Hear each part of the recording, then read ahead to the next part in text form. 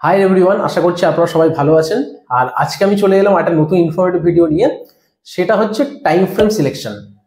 দেখুন, আমি এই জিনিসটা অনেকের লক্ষ্য করেছি, এই জিনিসটা কিন্তু কমন জিনিস। এই ভুলটা বেশিরভাগ বিগিনারদের ক্ষেত্রে এটা হয়। সেটা হচ্ছে আপনারা চার্ট তো অ্যানালাইসিস করেন, কিন্তু চার্টের মধ্যে সঠিক কিভাবে টাইম ফ্রেমটা নির্বাচন করবেন সেটাই কিন্তু বুঝতে পারেন না। ধরুন আপনি একজন লং টার্ম ইনভেস্টার, আর আপনি যখন চার্ট অ্যানালাইসিস করছেন সেখানে আপনি কি করছেন, টাইম ফ্রেমটা এখন লাগাচ্ছেন কিন্তু হয়তোবা 1 ঘন্টার বা একদিনের। কিন্তু সেটা হলে আপনি কিন্তু কখনোই সঠিকভাবে নির্বাচন করছেন না আপনার টাইম ফ্রেমটা কি রাখা দরকার। আর আজকের ভিডিওতে আমি আলোচনা করব, আপনি ইনভেস্টারই হোক বা আপনি ট্রেডারই হোক, যে ধরনের ট্রেডার হোক না কেন, আপনাকে সঠিকভাবে চার্ট অ্যানালাইসিস করতে গেলে কি কি টাইম ফ্রেম লাগানো দরকার সেটা নিয়ে। তো একদম ভিডিওটি স্কিপ করবেন না। আর বিশেষ করে বিগিনারদের ক্ষেত্রে আপনারা তো একদম ভিডিওটা প্রথম থেকে শেষ অবধি দেখুন। আর এইটা দেখার পরে কিন্তু আপনাদের একটা সঠিক ধারণা চলে আসবে যে আপনি যখন চার্ট অ্যানালাইসিস করবেন সেটা কোন টাইম ফ্রেমে করবেন। তো চলুন বন্ধুরা, শুরু করার আজকে ভিডিওটি। আপনি ধরুন লং টাইম ইনভেস্টার হলে আপনারা যখন চার্ট অ্যানালাইসিস করবেন সেক্ষেত্রে আপনার ট্রেন্ড দেখা খুব একটা প্রয়োজন নেই। আপনারা কিন্তু কোম্পানির ফান্ডামেন্টালটাই আসুন। ফান্ডামেন্টাল বুঝে নিলে কিন্তু আপনার অর্ধেক কাজ হয়ে যায়। আর বাকি যখন টেকনিক্যাল অ্যানালাইসিস মানে চার্ট দেখবেন, তখন অবশ্যই কিন্তু মান্থলি টাইম ফ্রেমটা দেখুন। আর ধরুন আপনার এন্ট্রি বা এক্সিট যেটা নেবেন সেখানে কিন্তু আপনি উইকলিতে আসতেই পারেন। এবার চলে আসি ট্রেডারদের ক্ষেত্রে। তো আমি প্রথমে একটু বড় টাইম ফ্রেমে যারা ট্রেড করে তাদের কথা বলি। সেটা হচ্ছে পজিশনাল ট্রেডাররা কি করেন, মেনলি 1 মাস থেকে 1 বছরের মধ্যে ট্রেড নিতে পারে। তো তাদেরকে আমরা পজিশনাল ট্রেডার বলি। সেক্ষেত্রে আপনি যখন ট্রেন্ডটা অ্যানালাইসিস করবেন সেক্ষেত্রে আপনি কিন্তু মান্থলি করুন। মানে মান্থলি আপনি দেখে নিন যে মান্থলি স্টকটা কোন ট্রেন্ডে আছে, ডাউন ট্রেন্ডে না আপ ট্রেন্ডে। ঠিক আছে। আর মোস্টলি পজিশনাল ট্রেড কিন্তু বুলিশ ট্রেন্ডই হয়। মানে আপনি বাই করেই কিন্তু আপনার ট্রেড নিতে পারবেন। আর সেখানে কিন্তু আপনাকে আপ ট্রেন্ডটা আইডেন্টিফাই করতে হবে। আর এর জন্য আপনি চার্টের মধ্যে মান্থলি টাইম ফ্রেমটা লাগিয়ে নিন। সেখানে লাগিয়ে দেখে নিন যে চার্ট কি বলছে, মানে স্টকটা কি আপ ট্রেন্ডে আছে। যদি আপ ট্রেন্ডে থাকে তাহলে আপনি অ্যানালাইসিস যখন করবেন তখন কিন্তু আপনি উইকলি টাইম ফ্রেমে করুন। আর যখন এন্ট্রি বা এক্সিট নেবেন তখন কিন্তু ডে টাইম ফ্রেমে করুন। তাহলে ব্যাপারটা কি দাঁড়ালো, আপনি যখন ট্রেন্ড দেখবেন তখন আপনি দেখবেন হচ্ছে তার বিগার টাইম ফ্রেমে। যখন আপনি অ্যানালাইসিস করবেন তখন দেখবেন উইকলি টাইম ফ্রেমে। আর তার থেকে লোয়ার টাইম ফ্রেম মানে দিনের time frame, day time frame, সেখানে আপনি এন্ট্রি বা এক্সিট নিন। আর একটা স্টকে কিভাবে up trend, down trend, sideways trend কিভাবে নির্ধারণ করতে হয় বা কিভাবে আইডেন্টিফাই করতে হয় সেটা যদি আপনি না জেনে থাকেন, অবশ্যই কিন্তু আমার এই ভিডিওটা দেখে নিন। এখানে পুরো ডিটেলসে আলোচনা করা রয়েছে। তো এবার চলে আসে সুইং ট্রেডারের কথায়। একজন সুইং ট্রেডার সে যখন ট্রেন্ডটা আইডেন্টিফাই করবে তখন কিন্তু উইকলি টাইম ফ্রেমে করবে। ওকে, মানে তার বিগার টাইম ফ্রেম উইকলি, তার অ্যাকচুয়াল টাইম ফ্রেম মানে যেখানে সে চারটে অ্যানালাইসিস করবে সেটা হবে ডে টাইম ফ্রেমে। ওকে। আর যখন আপনি ট্রেডে এন্ট্রি বা এক্সিট নেবেন সেটা কিন্তু 1 আওয়ার হতে পারে, 2 আওয়ার্সও হতে পারে। আমি পার্সোনালি প্রেফার করি হচ্ছে 2 আওয়ার্স। আমি সবসময় ট্রেডে এন্ট্রি বা এক্সিট সেটা কিন্তু আমি বিবেচনা করি কিন্তু 2 আওয়ার্স টাইম ফ্রেমে।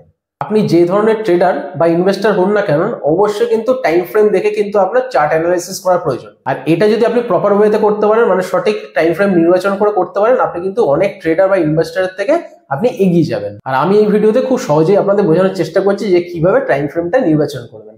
তো এবার চলে আসি ডে টাইম ফ্রেম বা ইন্টারডে টাইম ফ্রেম কি করে নির্বাচন করবেন। আর ডে ট্রেডার বা ইন্টারডে ট্রেডার যাই বলুন না কেন, তাদের কিন্তু একটা স্টকে বা একটা ইন্ডেক্স যেটাই বলুন না কেন, সেখানে কিন্তু একদিনের মধ্যে মানে 9টা 15 থেকে শুরু করে 3:30-র মধ্যে আপনার কিন্তু পজিশন কাট করে দিতে হবে। মানে আপনি বাই করুন বা সেল করুন, আপনার পজিশন কিন্তু সেই দিনের মধ্যে ক্লোজ করে দিতে হবে। আর ইন্টারডে টাইম ফ্রেম নিয়ে তো আলোচনা করবোই, তার আগে ছোট্ট কনসেপ্ট আপনি জেনে নিন যার জন্য আপনার এই টাইম ফ্রেমটা শেখা কিন্তু খুব দরকার। সেটা হচ্ছে, ধরুন আপনি লং টাইম ইনভেস্টার, আপনি যখন টেকনিক্যাল অ্যানালাইসিস করবেন তখন চার্টের মধ্যে আপনি মান্থলির জায়গায় ওখানে যদি ডে টাইম ফ্রেম লাগিয়ে রাখেন তাহলে কি প্রবলেম হয়, সেখানে আপনি ধরুন চার্টের মধ্যে একটা ইএমএ প্লট করে রেখেছেন, সেখানে ডে টাইম ফ্রেমের ফলে আপনাকে কিন্তু ঘন ঘন সেখানে এন্ট্রি বা এক্সিট দেবে। তার জন্য আপনি কিন্তু লং টার্মে ওই স্টকের প্রতি নিবেশ থাকতে পারবেন না, আপনার কিন্তু সাইকোলজি ওখানে ডিস্টার্ব হবে। সেটাই যদি আপনি এক্স্যাক্ট মান্থলি টাইম ফ্রেমে করে রাখতেন তাহলে ওই স্টকটা হয়তো একবারের জন্য আপনাকে এক্সিট দেয়নি। আর এইভাবেই আপনি কনভিকশনের সাথে ওই ট্রেডটার মধ্যে কিন্তু নিবেশ থাকতে পারতেন।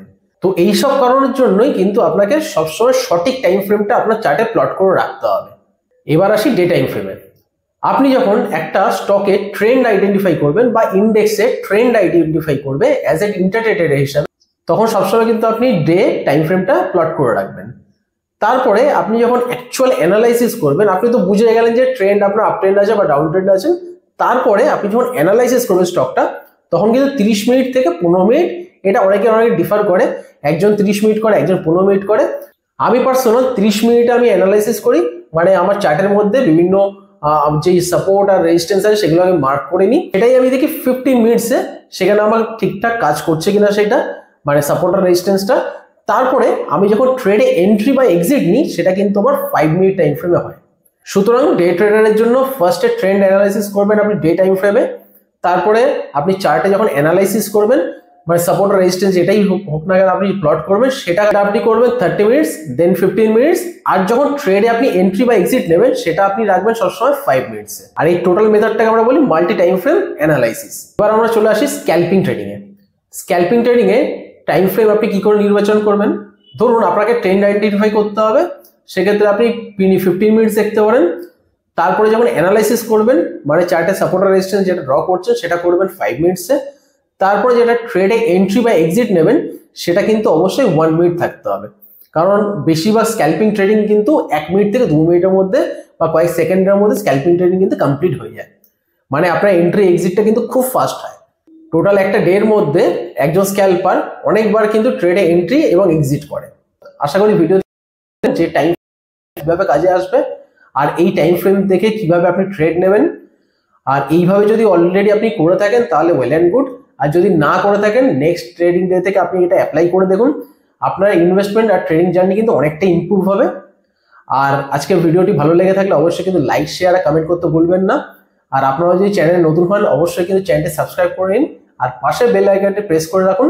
কারণ ইনভেস্টমেন্ট আর ট্রেডিং রিলেটেড এরকম ভিডিও কিন্তু আমার চ্যানেলে কন্টিনিউ আসতেই থাকবে। তো দেখা হচ্ছে পরের ভিডিওতে। আজকের জন্য নমস্কার।